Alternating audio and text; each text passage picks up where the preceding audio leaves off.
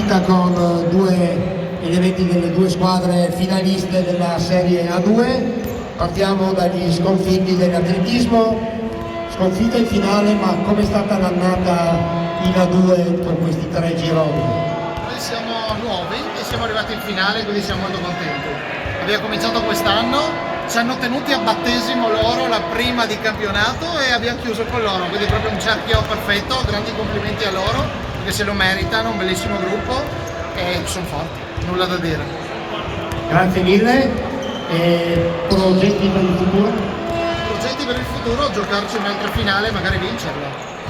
Bene, passiamo ai vincitori della Central Division, il terzo da Apuleia Classics.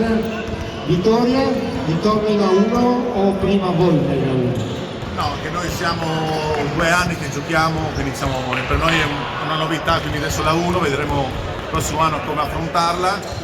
Siamo contenti perché abbiamo creato negli anni, in questi 2 anni comunque un gruppo bellissimo, ci conosciamo in tanti da 20 anni, abbiamo iniziato a giocare insieme da quando eravamo piccoli.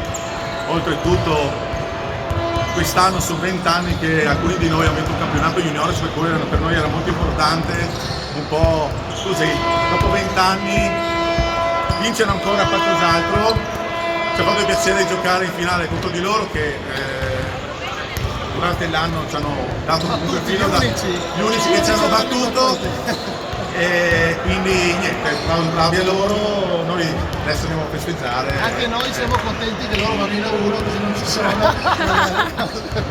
Io volevo fare un complimento alle due tifoserie perché sono state veramente una cornice da finale di torneo, per cui assolutamente un applauso a tutte e due le squadre e alle tutte e due le tifoserie.